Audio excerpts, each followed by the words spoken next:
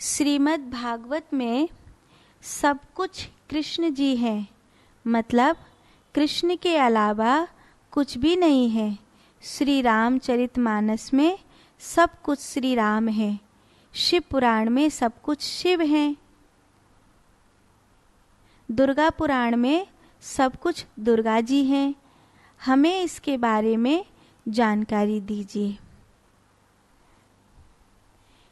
आप कोई फिल्म देखते हैं तो जिस फिल्म में जो हीरो होता है बस वही तो होता है, बाकी सब तो उसके साथ काम करने वाले छोटे एक्टर होते हैं। जितनी भी हीरोइन की सहेलियां होती हैं वो सब ओरे में, ऊर्जा में, रूप स्वरूप में हीरोइन से नीचे रखी जाती हैं। जो हीरो होता है, जितने भी हीरो के दोस्त होंगे, हीरो से मिलने जुलने वाले होंगे, जो भी लोग होंगे, वो सब पर्सनैलिटी में, हीरो के तेज में, ओज में, सामर्थ्य में, एक्टिंग में, उसकी दृष्टि में, हर चीज में उससे नीचे रखे जाएंगे ताकि हीरो अलग से प्रदर्शित हो, अलग से पता चले। जैसे पत्थरों की भीड़ में कोई हीरा चमकता है, ऐसे उस पूरी फिल्म की भीड़ में वो हीरो चमके। वो इतनी सारी स्त्रियों की भीड़ में वो हीरोइन ही सर्वोपरि दिखाई दे। फिर उसकी चाची, ताई, मौसी, सहेली जो भी हो, उनमें वो सबसे सुंदर, श्रेष्ठ, ऊर्जा में, ओरे में, व्यक्तित्व में, सब में, मतलब वो प्रभावी होनी चाहिए, तभी उसको हीरोइन कास्ट किया जाता है। नहीं तो उसकी सहेलियां भी हम उम्र है, पर उसको सबसे आगे दिखाया जाता है। अब जब आप कोई पुराण पढ़ रहे हो तब आप परमात्मा के एक रूप की चर्चा पढ़ रहे हो। एक रूप ने अपनी लीला में क्या किया? सब रूप एक के ही हैं, लेकिन इस रूप में उन्होंने क्या किया? जब वो कृष्ण के रूप में आए तब, जब वो राम के रूप में आए तब। तो अगर वो राम के रूप में है तो वहां पर कृष्ण को कैसे खड़ा किया जा सकता है? आप सोचो, लॉजिकली नहीं लगेगा। वहां राम है तो राम के व्यक्तित्व से नीचे के पात्र ही रखे जाएंगे, तभी तो राम की महिमा आगे पता चलेगी। अगर राम के व्यक्तित्व के बराबर कृष्ण का व्यक्तित्व खड़ा कर दोगे तो भसड़ नहीं हो जाएगी, पूरी बात ही खराब हो जाएगी। एक रूप कोई कर रहा है जिस समय, उस समय वही पूरा पूरा हो, उस समय वही सर्वोपरि हो। ऐसा ही होना पड़ेगा, क्योंकि उसके जैसे बनना है ना, तुम्हें उसको समझना है, उस स्वरूप को समझना है।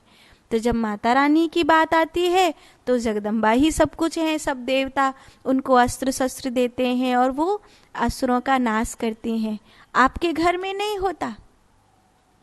किसी समय आपकी माँ ही सब कुछ होती है, किसी समय आपकी पत्नी ही सब कुछ होती है, किसी समय आपकी बेटी ही का ही वर्चस्व होता है, वही सब कुछ है। ऐसा सबका अपना अपना समय होता है, सबका अपना अपना दायरा होता है, सबकी अपनी अपनी भूमिका होती है। तो समाज में इतने लंबे समय में इस धरती की परिस्थिति कितनी बार बदली है।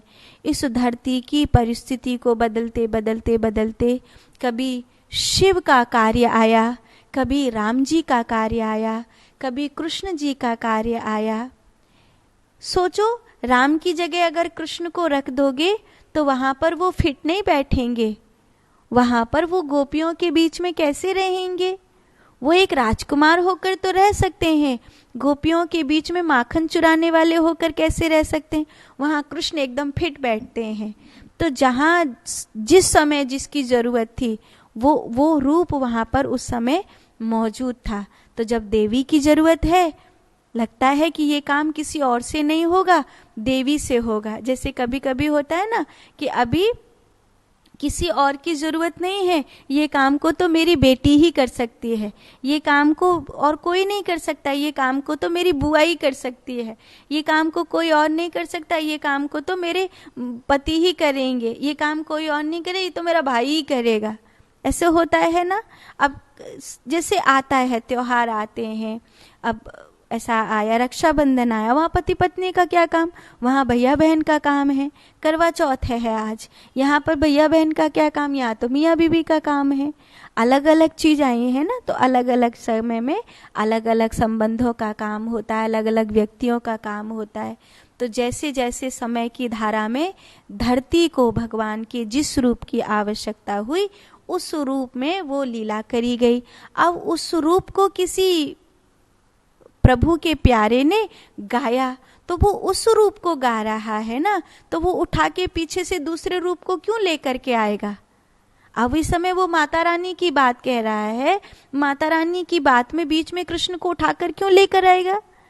अगर उसे माता रानी की बात ही कहनी है तो वो उतनी ही कृष्ण की बात कहेगा जितने कृष्ण के जीवन में माता रानी का हस्तक्षेप है।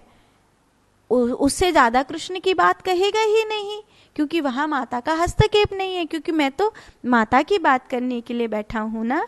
तो जिस समय जो बात करने के लिए बैठा हूं उस समय वही कहूंगा, और यही न्याय संगत है, इसमें कहीं पर भेद नहीं मानना चाहिए।